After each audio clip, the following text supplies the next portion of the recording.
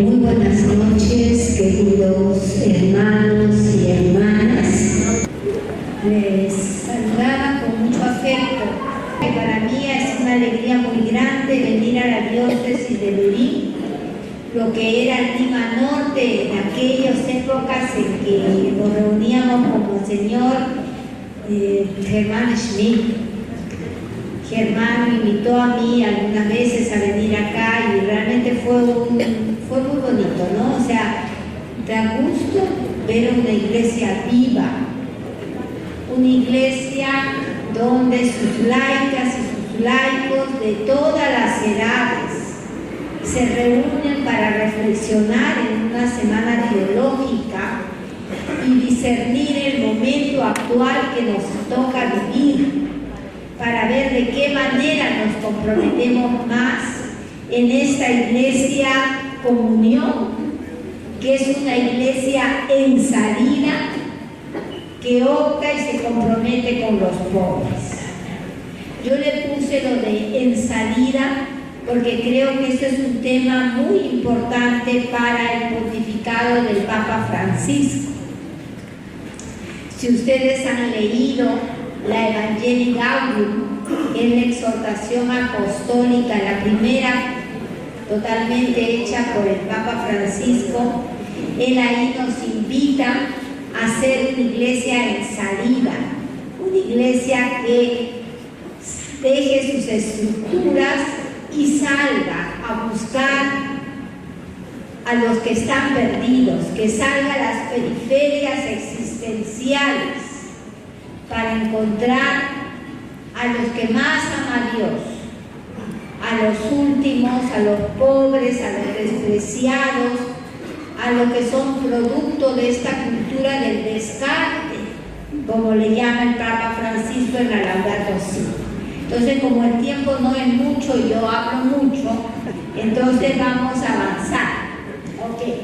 Iglesia, escuela y casa de comunión.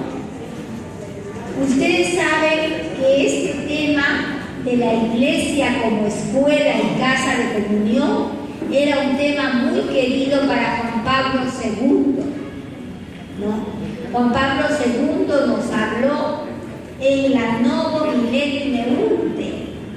No sé si han leído ustedes la Novo Millenium Neunte, quiere decir al inicio del nuevo milenio. Acordémonos que Juan Pablo II invita a toda la iglesia a celebrar el gran jubileo de los 2000 años del nacimiento de Jesús. Eso fue el año 2000. Y se acuerdan que lo hemos ido preparando los 3 años anteriores con el año del Padre, el año del Hijo, el año del Espíritu y el año del Padre, ¿no es cierto? Y trabajamos muchísimo en el año del Padre, la campaña La vida antes que la deuda. Y ustedes trabajaron mucho colectando firmas para pedir una notable reducción o una condonación de la deuda externa que pesa sobre nuestros países y nos hace más pobres. Y esto fue muy bonito porque eso fue el año 99 que Juan Pablo II, que estábamos trabajando a Dios Padre, y decía, en la virtud que tenemos que trabajar es el amor. Habíamos trabajado la fe en el año de Jesucristo, la esperanza en el año del Espíritu, y en el 99 trabajábamos el amor, porque Dios es amor. Y el Papa ahí nos decía una manera concreta de expresar el amor es pedir la reducción de la deuda externa. Miren, una cosa muy concretita. ¿De qué manera puedo expresar yo mi amor? Reduciendo la deuda externa, que grava sobre los países pobres y los hace más pobres, porque en lugar de usar ese dinero para hospitales, para la salud, para la educación, para crear empleo, se tiene que pagar fuera del país por una deuda que fue como los bancos, ¿no es cierto? Uno hace una deuda chiquitita y de repente crece y crece y crece y crece y al final nos agobia y nos ahoga. ¿no es cierto? Así pasa con los países, ¿no? Esa deuda que se va cada vez más reajustando y reajustando y reajustando, y al final habíamos contraído una deuda por 50 y al final tenemos que pagar 500, ¿no? Una cosa horrible. Entonces, por eso el Papa decía que una manera muy concreta de expresar el amor era condonando la deuda, porque el jubileo suponía un tiempo sin deudas. El jubileo era volver a Dios todo para comenzar de nuevo. Se liberaban las tierras, se liberaban de las deudas, se liberaban de las prisiones injustas. Un tiempo muy bonito. Hicimos la campaña de la vida antes que la deuda y colectamos en 3 meses 1.856.000 firmas. Los políticos nos envidiaban, porque en tan poco tiempo habíamos podido colectar tantas firmas. ¿Y saben por qué fue posible? Porque toda la conferencia episcopal se compró este pleito, porque había la campaña de la deuda en todas las diócesis del país. Todas colaboraron, todas pusieron su granito de arena, y entonces pudimos entregar a los organizadores de la campaña nuestros 1.800.000 firmas, y fuimos el país que más firmas aportó en el menor plazo. O sea, teníamos así, estábamos rankeados en el número 1. Y por esa razón yo tuve la alegría, la suerte, la gracia de conocer personalmente a Juan Pablo II. Porque Juan Pablo II invitó a todos los que estábamos metidos en la campaña. Éramos 15 personas que nos encontramos con el Papa. Entonces fue una cosa muy bonita, 15 personas, y ahí yo conocí a los grandes músicos, a Bono de YouTube, y a Quincy Jones, y a Bob Geldof, y a Willy Colón.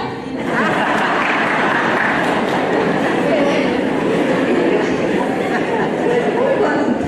Entonces, este Papa, Juan Pablo II, tenía una pasión muy grande por este tema, que la iglesia fuera escuela y casa de comunión. Porque si en la iglesia no somos comunión, no somos iglesia.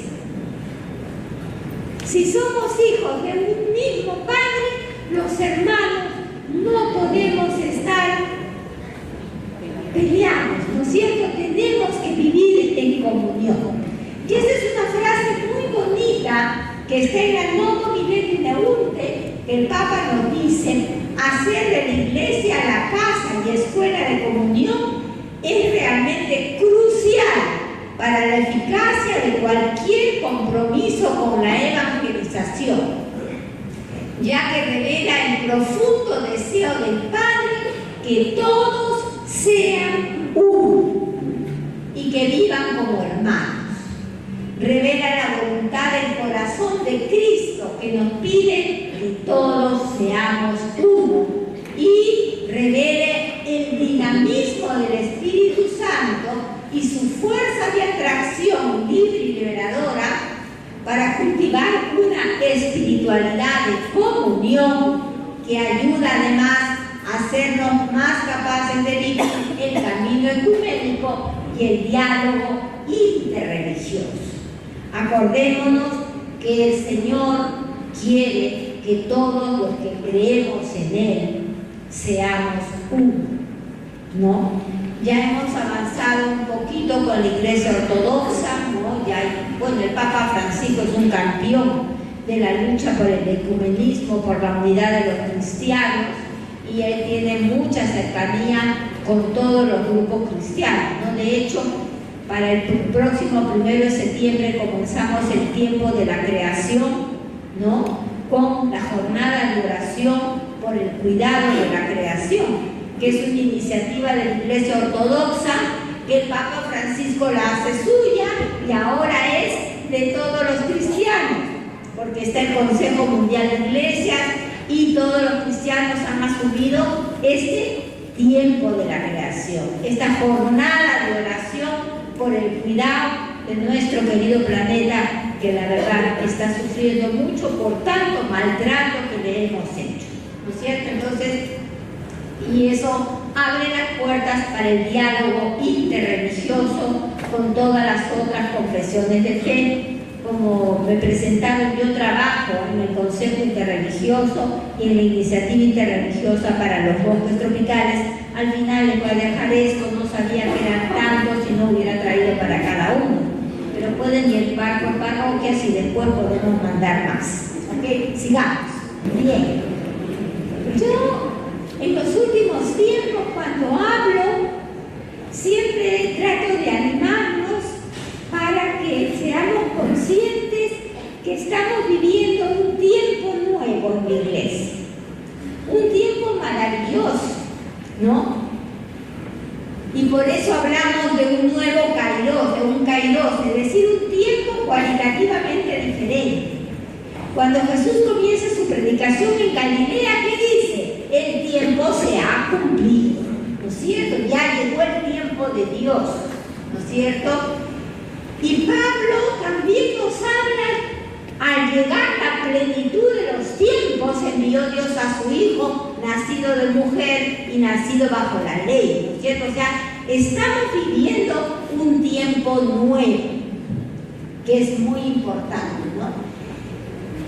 Eso es, desde la encarnación del Hijo de Dios comienza un tiempo diferente para la historia. De hecho, leemos la historia antes de Cristo, después de Cristo, ¿no es cierto? Pero en los últimos 50 años hay un tiempo muy especial, como un nuevo kairos. En la reciente historia de la Iglesia, este punto de luz, este kairos, es el Concilio Vaticano II, ¿no? Que puso a la Iglesia en sintonía con el mundo. Antes del concilio la Iglesia estaba temerosa del mundo, encerrada en su doctrina, encerrada en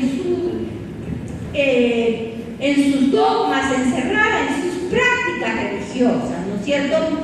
Incluso se celebraban las misas en latín, ¿no es cierto? De espaldas a la gente. Era un símbolo de una iglesia que estaba encerrada en sí misma. Con el concilio eso se rompe y tenemos una iglesia en sintonía con el mundo. Y la frase de la Gaudium et Spes, de la Constitución pastoral de la iglesia, que expresa muy bien esto, es: nada verdaderamente humano es ajeno al corazón de la iglesia. La iglesia se abre al mundo porque la iglesia está al servicio de este mundo, como Dios lo ve, como Dios lo ama, ¿no? Una iglesia abierta al mundo y sin miedo del mundo, donde tenemos que abrir las ventanas para que salga el polvo imperial acumulado. Esa frase es de Juan 23. Cuando un periodista le dice: pero Papa, ¿para qué quiere concilio? Si ya tienen ustedes, los católicos, el dogma de la infalibilidad pontificia, ¿ya qué más quieren? ¿Para qué quieren un nuevo dogma? ¿Qué cosas van a discutir? Entonces dice que el Papa, es una anécdota, abrió la ventana del Palacio Apostólico y entró una brisa suave. Entonces el Papa se volvió al periodista y le dice eso: para que salga el polvo imperial acumulado por tantos siglos. Para eso necesitamos un concilio de puertas abiertas. Y después el gran Pablo VI, ¿no? Cuando inaugura la segunda sesión del concilio, porque Juan solo estuvo en la primera sesión, el año 62, murió en junio del 63 y se elige al cardenal Montini, que asume el nombre de Pablo y era sexto, y comienza la verdad, la llevó a buen puerto el concilio, ¿no? Y él tiene esta frase en la inauguración del concilio, dice: que lo sepa el mundo. La iglesia lo mira con profunda comprensión, con verdadera admiración, sinceramente dispuesta no a conquistarlo, sino a servirlo, no a despreciarlo, sino a valorarlo, no a a condenarlo, sino a confrontarlo y a salvarlo. Esto es muy importante porque marca una tónica totalmente diferente. Todos los anteriores concilios habían sido para defender la Iglesia, sus dogmas, sus creencias, y está muy bien, pero no todo es defensa. Tenemos que valorar lo que Dios ha hecho. Tenemos que reconocer la bondad y la misericordia de Dios en todos, ¿no? Entonces, por eso es tan importante que consideremos que en la Iglesia estamos viviendo este tiempo nuevo, que es el tiempo del concilio, ¿no? Bien. Miren, yo siempre he dicho que yo, ustedes me pueden ver, soy vieja. Yo soy una hija del concilio y una hija de Medellín. Yo cuando estaba en el colegio estaba el concilio, entonces ahí las hermanas siempre nos hablaron, entonces yo estaba un poco interesada en eso. Y era después con Medellín, fantástico, ¿no? Entonces yo siento que yo soy parte de esa historia. Hace 50 años que hemos vivido el concilio. Y lo que dicen los historiadores es que para que un concilio, sus enseñanzas, logren penetrar en la dinámica de la Iglesia Universal, necesitan pasar 50 años. Justo estamos viviendo en ese tiempo, ¿no? De poder disfrutar de todas las virtualidades que nos regaló el Concilio Vaticano II. Y eso se lo debemos a un Papa del Concilio, porque sin duda nuestro querido Papa Francisco es un Papa del Concilio y siempre lo recuerda. Para todo él hace referencia a lo importante y lo fundamental que fue el concilio en la vida de la Iglesia. Por eso yo tengo aquí, tenía que venir un Papa del fin del mundo, como él dijo, ¿no es cierto?, para que nos desafiara como Iglesia a releer los signos de los tiempos, ¿no? En nuestra patria grande de América Latina y el Caribe, y volver a lo fundamental del Evangelio, renovando nuestro compromiso con la causa de los pobres y de la madre tierra pobre entre los pobres, ¿no? Y yo creo que el Señor ha sido bueno con nosotros, que nos ha regalado el concilio, que nos ha regalado al Papa Francisco, que nos está desafiando tanto a realmente ser esta iglesia de puertas abiertas, esta iglesia comunión, esta iglesia que no tiene miedo de ensuciarse los zapatos, que no tiene miedo de equivocarse. Lo importante es salir a las periferias, ser una iglesia misericordiosa, porque el nombre de Dios es misericordia, y por eso tuvimos el Año Santo de la Misericordia. Avancemos, por favor. Y parte de lo que estamos viviendo, de ese regalo de Dios tan bonito, es el Sínodo de la Panamazonía, ¿no es cierto?, que va a ser este año, y el próximo es de la mujer, por favor.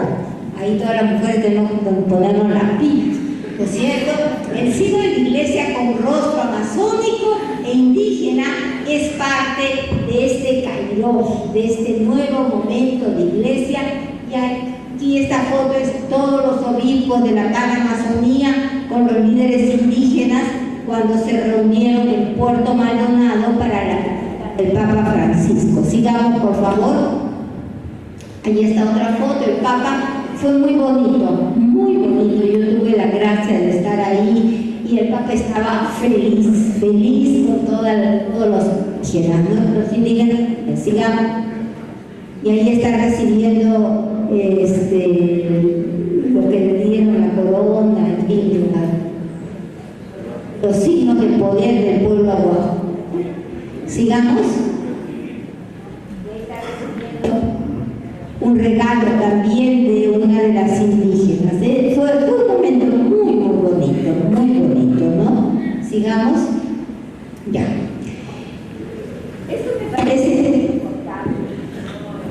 otra vez, Dios santo. A ver, ya. A mí me gusta hablar de este tema, porque creo que nos lleva a cosas muy profundas. El Dios de las sorpresas. El Dios nuestro, hermanos, hermanas, es el Dios de las sorpresas. Nunca se cansa de sorprendernos. Ahí cuando de repente no encontramos un camino, ¡zas!, aparece algo y ahí está Dios indicándonos por dónde caminar, ¿no? Y yo creo que esto lo ha hecho desde siempre. Desde el comienzo de la historia humana, Dios no se cansa de sorprendernos. Mientras que los seres humanos hemos construido un mundo desde la lógica de los poderosos, Él ha optado por quien es débil, frágil, haciéndose uno con los pobres. Desde el comienzo, desde Abel y Caín, desde los primeros partos de la humanidad. Caín fue el primer parto de la humanidad. Eso es lo que quiere decir Caín. El nombre Caín es el procreado con la ayuda de Dios. Cuando Eva le pone el nombre a Caín, dice eso: he procreado con la ayuda de Dios, por eso se llama Caín. Eso quiere decir Caín. O sea, Caín es un hijo de Dios. Caín no nació malo, es un hijo de Dios. Y el segundo hijo se llamó Abel. Y Abel quiere decir frágil. Abel viene de la raíz de soplo.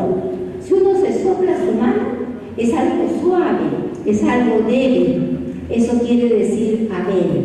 O sea, en Caín y Abel está la historia humana.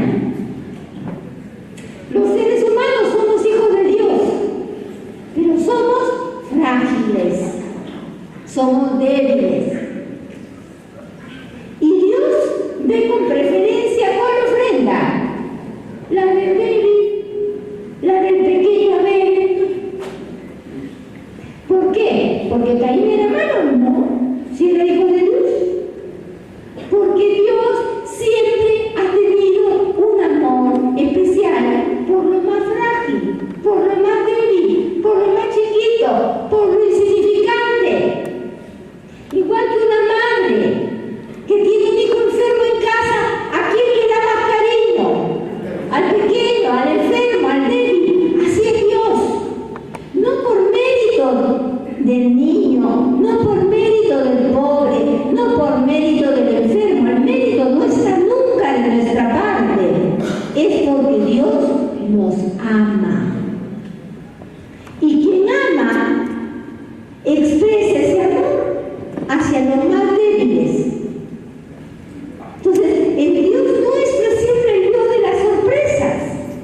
Mientras que nosotros, los seres humanos, construimos un mundo desde el poder, desde las armas, desde el prestigio, Dios lo construye desde lo débil, desde lo frágil, desde lo insignificante. Son dos lógicas totalmente diferentes. Y la lógica que nos da la vida es la lógica del débil, del frágil. En la cruz, Dios nos salva en la cruz. En la absoluta soledad y pobreza de un ser humano clavado en la cruz, en quien habitaba plenamente Dios. Y la respuesta de Dios a lo que hacen los seres humanos es devolverle la vida en plenitud. Y esa es la fuerza de nuestra fe. Ahí está, ¿no? Entonces nosotros sabemos que es desde los pobres, desde los débiles, desde los frágiles, desde los insignificantes de la historia, que se va a cambiar la historia, que ya se está cambiando la historia, ¿no es cierto? ¿Cómo se han construido los pueblos jóvenes de Lima? ¿Por la bondad de los poderosos? No. ¿Por su poder? Tampoco. Porque el pueblo pobre, débil y frágil se unió, luchó, se esforzó y construyó su ciudad. Y resistió todas las amenazas, todas las cosas que se decían. Y aquí tenemos ciudades llenas de vida, de una iglesia con unión, una iglesia que quiere estar al servicio de los más débiles y de los más frágiles. ¿No es cierto? Esto es muy interesante y muy importante, ¿no? Y ahí hay otros ejemplos, ¿no? O sea, Dios llama a un anciano con una mujer estéril y le dice que va a ser el padre de una gran nación, Abraham. Una locura, ¿no es cierto? Y efectivamente, Abraham tuvo un hijo ya anciano y su mujer era estéril y dio a luz, ¿no? Y ellos son el origen del pueblo de Dios, ¿no? O si no, escoge para su heredad un pueblo insignificante. Escogió al pueblo de Israel, no escogió a Egipto, no escogió a Babilonia, no escogió a Siria, no escogió a los hititas, no escogió a los grandes, escogió a un pueblo chiquitito, ¿no? El pueblo de Israel. Y si ustedes leen el Deuteronomio 7, 7 y siguientes, van a encontrar lo que dice el Señor. ¿Por qué los escogió a ustedes? Son los más grandes, son los más poderosos, son los más inteligentes. No, los escogí porque los amo, porque me enamoré de ustedes. Eso dice el texto, es muy bonito, ¿no? Entonces, en toda la historia de Israel, en la historia nuestra, encontramos eso, ¿no? Nos libera de la esclavitud como un líder tartamudo. Acuérdense que a Dios le costó mucho que convencer a Moisés. Moisés no quería, y no quería. Decía, yo no sé hablar, yo no puedo hablar. Entonces Dios dice, bueno, que tu hermano Aarón hable por ti, pero tú lo tienes que hacer, ¿no es cierto? Pero él no quería. Así es Dios, ¿no? Nos da cuenta de lo que nosotros pensamos. Y finalmente se encarna en el vientre de una joven pobre de Nazaret, en María. Y es una muchachita joven, muy joven, la que tiene la fuerza y el coraje de decirle sí a Dios y permitirnos vivir esta experiencia maravillosa de un Dios que camina con nosotros, entre nosotros, para mostrarnos el camino a seguir. Sigamos, por favor. Ya. ¿Quién dijo que todo está perdido? No lo vamos a leer. Esa es una canción muy bonita de Fito Páez, que se llama ¿Quién dijo que todo está perdido? Yo vengo a ofrecer mi corazón. Cuando pensamos que no hay salidas, siempre hay una salida, porque hay alguien que es capaz de ofrecer el corazón y la salida va por ahí, ¿no? Avancemos nomás.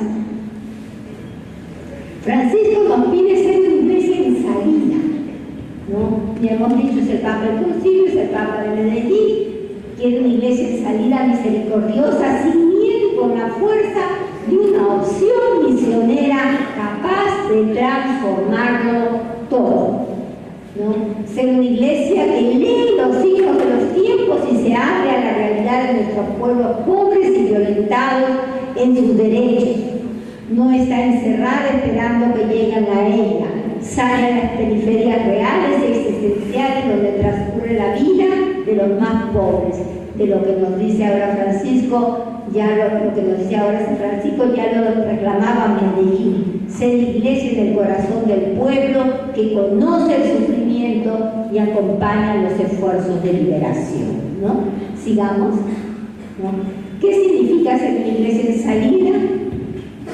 Fiel al maestro, que salga a anunciar el Evangelio a todos, en todos los lugares, en todas las ocasiones, sin demora, sin asco, sin miedo. La alegría del Evangelio es para todo el pueblo, no puede excluir a nadie. Así lo anuncia el ángel a los pastores de Belén: no tengan miedo, les traigo una buena noticia, una gran alegría. Y eso es el Evangelio, una gran alegría. Sigamos. Y aquí el Papa utiliza algunos verbos que son importantes, ¿no? La iglesia tiene que primerear, quiere decir salir adelante, estar primero, no esperar a que la llamen,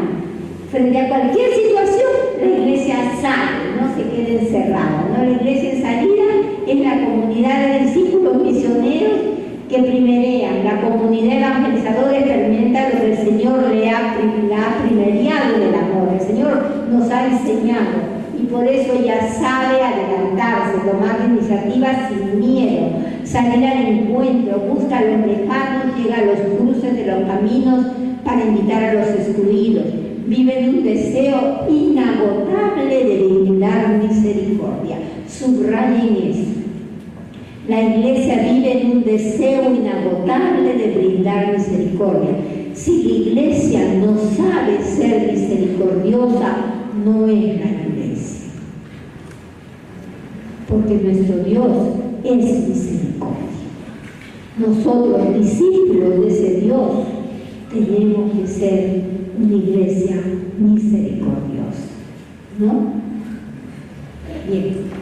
El fruto de haber experimentado la infinita misericordia del Padre. Entonces dice, atrevámonos un poco más a primerear, a salir, ¿no? Sigamos, por favor. La segunda cosa es una iglesia que se involucra, es decir, se compromete. Y ustedes están aquí discerniendo, trabajando cómo comprometernos mejor, cómo esa iglesia comunión es una invitación a un compromiso con los más débiles, con los más frágiles, con los más pobres. Entonces tenemos que discernir quiénes son esos rostros de pobres que hoy día nos están desafiando a cada uno de nosotros, a cada una de nuestras parroquias, ¿no es cierto? Jesús lavó los pies a sus discípulos, el Señor se involucra a los suyos poniéndose de rodillas ante los demás para lavarlos. Pero les dice a los discípulos, serán felices si hacen esto, ¿no? Entonces la comunidad evangelizadora se mete con obras y gestos en la vida cotidiana de los demás, y estas frases son bonitas: achica distancias, se abaja hasta la humillación si es necesario, y asume la vida humana tocando la carne sufriente de Cristo en el pueblo. Los evangelizadores tienen así olor a oveja y estas escuchan su voz. Sigamos. La tercera es una iglesia que acompaña, que hace camino. Luego la comunidad evangelizada se dispone a acompaña a la humanidad en todos sus procesos, por más duros y prolongados que sean, porque hay luchas que son muy largas, ¿no es cierto? Sabe de esperas largas y de aguante apostólico. La evangelización tiene mucho de paciencia y evita maltratar los límites. Paciencia. En la iglesia tenemos que tener mucha paciencia, ¿no? Sigamos, la cuarta es fructifica, ¿no? Primerea, acompaña. Ahora vamos a ver, ¿no? Una iglesia que da fruto, el Señor la quiere fecunda, cuida el trigo y no pierde la paz por la cizaña. Serán juntos, después será el momento de la cosecha, ¿no es cierto? El sembrador, cuando ve despuntar la cizaña en medio del trigo, no tiene reacciones quejosas ni alarmistas, da frutos de vida nueva, aunque en apariencia sean imperfectos o inacabados. El discípulo sabe dar la vida entera y jugarla hasta el martirio como testimonio de Jesucristo. Pero su sueño no es llenarse de enemigos, sino que la palabra sea acogida y manifieste su potencia liberadora y renovadora. Y la última es, sigamos, una iglesia que festeja. Y en eso, como nosotros somos latinos, sabemos festejar, ¿no es cierto? Nadie nos gana, nosotros lo llevamos en la sangre, ¿no? La comunidad evangelizada, gozosa, siempre sabe festejar y celebrar. Avancemos porque creo que el tiempo se me está yendo. A ver, sí, se me está yendo. Ya. Entonces, acá hay un tema que es muy importante.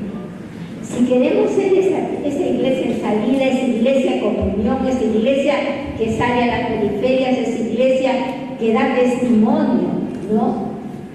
Tenemos que entrar en un proceso de conversión, la metanoia, un cambio profundo, ¿no? No es cualquier cambio, es ese cambio radical que se expresa en un cambio de óptica de toda nuestra vida y que se manifiesta en cambios concretos de nuestra vida. ¿Se acuerdan de Saqueo, no es cierto? ¿Se acuerdan de Saqueo? Sí. Saqueo de un tamaño sinvergüenza. No, en serio. ¿Qué dice el Evangelio? Que Saqueo era jefe de publicanos, ¿se acuerdan? Y los publicanos, ¿quiénes eran? Eran los que cobraban impuestos para Roma. Y el que cobra impuestos, lo que pasa en las aduanas, siempre pide coima. O sea, Saqueo era un coimero, jefe de coimeros, ¿no? Y el nombre Saqueo significa puro e inocente. O sea, Saqueo no estaba haciendo honor a su nombre, porque Saqueo se había maleado, ¿no?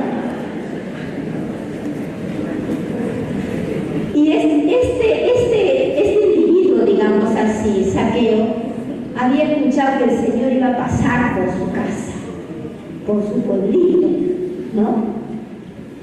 Se moría de ganas de verlo, pero era chatito y la gente lo tapaba, no podía ver a Jesús. Entonces Saqueo no encontró mejor cosa que treparse a un árbol inteligente, ¿no? Y se trepó el árbol. Jesús pasa, lo mira y le dice: hoy como en tu casa. Se lo invitó Jesús. También. Y cuando y Saqueo invita a sus amigos. ¿Quiénes serían los amigos de Saqueo? Los pueblos blancos del puerto.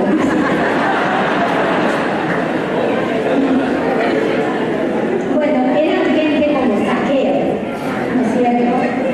Así. No eran de buena fama. Eran gente con mala fama. Pero tuvieron una gran fiesta. Y Saqueo estaba tan contento de lo que estaba viviendo que tiene como un momento de gracia muy profunda y hace un cambio radical en su vida. Se pone en el centro de la pieza y dice: maestro, al que le robé es consciente que ha robado. Le devuelvo 4 veces lo robado. Ustedes dirán: qué generoso. No, eso decía la ley. La ley de Dios decía: el que roba devuelve 4 veces lo robado, como una manera de reparar. O sea, Saqueo, que estaba fuera de la ley, se pone a derecho. Miren, pero Saqueo da un paso más radical y dice: y la mitad de mis bienes los doy a los pobres. La ley no pedía eso. La ley pedía devolver 4 veces lo robado. Pero Saqueo da un cambio más drástico, más de adentro. Su vida le cambió. La mitad de mis bienes van a los pobres. Yo siempre leo este texto junto con el joven rico, que no fue capaz de cambiar, porque el joven rico era bueno. Cumplía la ley, desde su juventud había cumplido la ley. Y dice el texto que Jesús lo miró con cariño. Era un buen muchacho. Entonces Jesús le dice: una cosa te falta. Vende lo que tienes, dale a los pobres y sigue. Anancancho. No entró. Pues la riqueza jala, ¿no? Te atrapa. Entonces, Saqueo, que era un sinvergüenza, hizo un cambio radical en su vida. Entonces, cuando hablamos de la noya de conversión, no estamos hablando de un cambio cosmético, algo de afuera, no. Estamos hablando de un cambio de a fondo, ¿no? Que es, nuestra vida se hace otra, se pone en sintonía con el proyecto de Dios. Sigamos, ¿no? Entonces, conversión para la transformación, que es lo que nos pide el Papa, ¿no? Tienen que cambiar costumbres, estilos, horarios, lenguaje. Toda la estructura eclesial se convierte en un cauce adecuado para la evangelización del mundo actual. más que para la autopreservación de la Iglesia. No. Por eso es que ahora en el documento de la preparación del sínodo, bien interesante, están hablando de pasar de una pastoral de la visita a una pastoral de la presencia. ¿Qué quiere decir esto? La pastoral de la visita, ustedes saben cómo se los pueblos. Aquí tenemos la suerte de tener cura en mucha parte, en toda la parroquia, ¿no es cierto? Pero los pueblitos, en la celda, el cura va una vez al año para celebrar la fiesta del pueblo. Sí es que va, ¿no? Porque no hay curas, ¿no es cierto? Entonces la pastoral de la visita, se visita una vez al año. Entonces lo que está pidiendo el sínodo panamazónico es pasar de la pastoral de la visita a una pastoral de la presencia. Que todo el tiempo haya alguien que acompañe a esa comunidad de fe. Y por eso están pidiendo que se pueda pensar en la ordenación de personas mayores, casadas y reconocidas en la comunidad.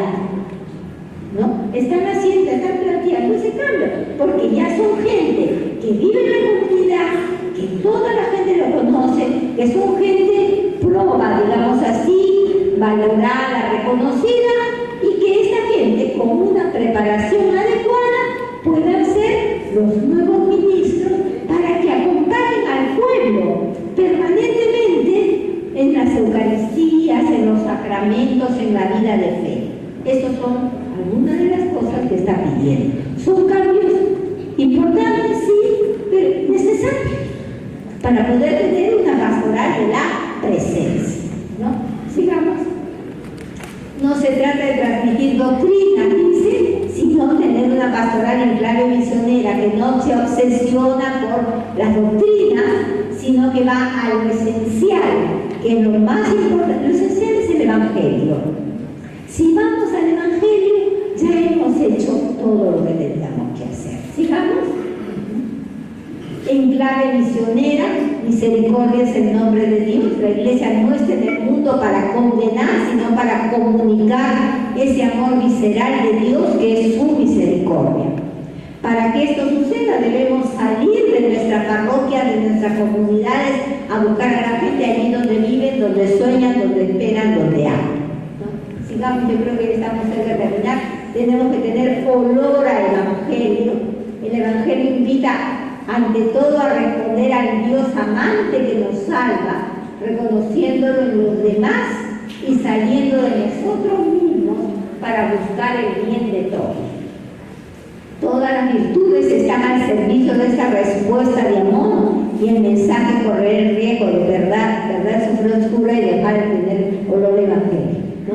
Entonces tenemos que estar al servicio de esa respuesta de amor. Sigamos. Hay límites humanos, por supuesto. Todos tenemos límites humanos, ¿no? En la Iglesia hay innumerables cuestiones acerca de cuáles se investiga y se reflexiona con amplia libertad. Si se dejan armonizar por el Espíritu, en el respeto y en el amor, también pueden hacer crecer a la Iglesia para que ayuden a explicitar mejor el tesoro de la palabra de Dios. Y es interesante, ¿no? Hay gente que le cuesta mucho el cambio. No dice, a quienes sueñan con una doctrina monolítica defendida por todos sin matices, esto puede parecerles una imperfecta dispersión, pero la realidad es que esa variedad ayude a que se manifieste y desarrolle mejor los diversos aspectos de la riqueza del Evangelio, ¿no? Sigamos. Importancia de la cultura y el lenguaje. Hay que conocer en profundidad la cultura de nuestro pueblo. Para poder hablar desde su propia experiencia vital supone respeto y valoración. Pablo en el Areópago es un buen ejemplo, ¿no? Se puso en sintonía con lo que pensaban los griegos, ¿no? Y les dijo, atenienses, veo que son ustedes muy religiosos, porque he visto entre todas las estatuas de los dioses de ustedes, que estaban todos los dioses ahí puestos en el Areópago, hay una estatua para el Dios desconocido, que no tenía ninguna forma, ¿no? Pero decía al Dios desconocido. Entonces Pablo dijo, esta es la mía, yo les voy a comunicar el Dios desconocido. Y comenzó a hablar después de toda la revelación, pero cuando les habló de la resurrección, Manacacho se fueron desatendidos. Entonces, pensemos que Dios está presente y actuando en todos los pueblos de la tierra y en cada ser humano. Hay un proto-lenguaje que nos une a todos. Es el grito de dolor del hermano y de la tierra que no nos puede dejar indiferentes, ¿no? La primera y más profunda forma de evangelización será siempre el testimonio de las obras. A ver, déjame ver. No somos jueces, esto es bien importante, no podemos estar juzgando, ¿no? Nadie nos ha puesto jueces. El Papa tiene una catequesis muy bonita sobre este asunto y dice: no debemos ser jueces porque cuando nosotros juzgamos sobre la apariencia. Dios juzga con misericordia porque ve toda la realidad, ¿no? También nosotros solo juzgamos por lo que vemos. Tratemos de, nadie nos ha hecho jueces, no juzguemos a nadie, ¿no? Sigamos la siguiente, ¿no? Porque ya se me pasó el tiempo. Acompañar con paciencia y misericordia todas las etapas posibles de las personas, ¿no? Y aquí me recuerda a los sacerdotes que el confesionario no es una sala de tortura, ¿no es cierto?, sino el lugar de la misericordia de Dios. Sí, así lo dice, yo no lo he inventado, así lo dice. Y nos hace recordar una cosa, que un pequeño paso en medio de grandes límites humanos puede ser para Dios más importante que la vida tranquila y sin problemas de los que no tienen grandes dificultades, ¿no es cierto? Por eso que no podemos juzgar. Sigamos. La realidad no surge. La realidad es muy dura. Entonces, tenemos niveles de pobreza muy grandes de la escenario.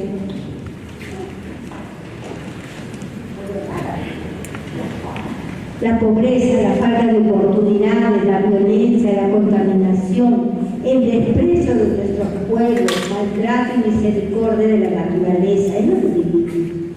El tema migratorio, en especial de los y las venezolanos, es otro tema muy fuerte, lo tenemos aquí nomás. Poblaciones frágiles, mujeres violentadas, niños y niñas y adolescentes. Esa es la realidad, pero no estamos de brazos cruzados, hay muchas iniciativas que se hacen, ¿no es cierto? Está la gente que está trabajando por los objetivos de desarrollo sostenibles, la red eclesial panamazónica que está detrás del sínodo panamazónico y de todo lo que se está haciendo, el sínodo panamazónico que es un tiempo de gracia, la iniciativa interreligiosa para los bosques tropicales, porque entendemos que la vida, el bosque es la vida del planeta. El bosque tiene que ver con el agua, tiene que ver con el aire, tiene que ver con el cambio climático. ¿Se dan cuenta? Cortar el bosque es convertir en una sabana, es decir, en un desierto. Por eso es tan importante no tirarse los árboles, hay que sembrar árboles, ¿no? Hay que cuidar las lomas, aquí que es una zona de lomas, ¿no es cierto? Hay que cuidar nuestras lomas, son pequeños pulmones que tenemos que hay que proteger, ¿no? Entonces estamos trabajando mucho con los jóvenes, con las mujeres, con los laicos, estamos trabajando en este mundo de los pobres y eso es muy importante, ¿no? Tenemos entonces que ser un factor de esperanza. Y ustedes saben que hay un nuevo grupo que se llama Viernes por el Futuro. Ustedes saben cómo surge este grupo, ¿no? Una chiquita de 15 años que se llama Greta Thunberg, una chica sueca, estaba tan angustiada la pobrecita de ver cómo su país no estaba respondiendo a los compromisos del Acuerdo de París y no estaban reduciendo las emisiones como debían de reducir de los gases de efecto invernadero, y esto trae como consecuencia que la temperatura va a subir, subir y subir. Entonces vamos a tener extremos horrendos de fríos y de calores horribles, ¿no es cierto? Entonces ella dijo, bueno, yo voy a protestar frente al Parlamento. Yo solita puso su letrero y se sentó frente al Parlamento. Ella dijo que estaba en huelga por el clima. Entonces los días viernes ella iba a su colegio y se sentaba frente al Parlamento porque estaba haciendo una huelga por el clima. Y ahí sus compañeros la vieron y se sumaron a ella. Y otra gente la vio y se sumaron a ella. Y de repente todo Suecia, todos los chicos escolares de Suecia, los viernes no iban al colegio porque estaban haciendo la huelga por el clima. Una manera de presionar a sus legisladores. Ahora tiene 1.600.000 seguidores y sigue creciendo y creciendo. ¿Y cuándo vamos a hacer la marcha? El 20 de septiembre vamos a hacer una marcha muy grande, ¿no? Porque tenemos que llamar la atención a nuestras autoridades, que tenemos que ser mucho más exigentes en la reducción de los gases de efecto invernadero. Por ejemplo, no podemos aprobar la ley de hidrocarburos porque es una barbaridad, porque están pidiendo que se exploten hidrocarburos por 80 años más. Si así como estamos, que se haga el fracking, que es una técnica terrible para sacar el petróleo de adentro, ¿no?, de la tierra.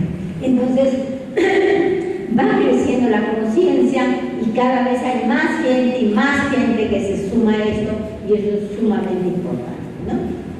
Entonces, todas estas cosas, frente a una realidad tan dura, tan difícil, hay muchas cosas que ya se están haciendo y eso es lo que nos da esperanza, ¿no? Sigamos. ¿No? Cuando ya hemos puesto ahí los rostros del universo, rostros de pobreza, ¿no? Los migrantes, los niños, los jóvenes, mujeres violentadas, hay que luchar mucho contra eso, poblaciones diferentes, las poblaciones LGTBI, etcétera, ancianos que viven como en tierra de sombras, ¿no?, como un bulto, la tierra hermosura herida, pobre entre los pobres. Entonces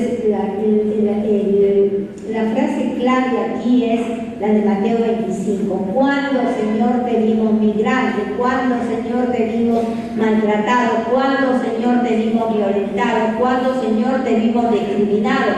¿Cuándo, no?, me ayudaron en el último, el más pequeño de mis hermanos, ¿no? Esa es la frase, creo que es la frase clave, la de Mateo 25, ¿no? Por mí lo estaban haciendo. El Señor presente en los últimos, en los más frágiles, en los más débiles.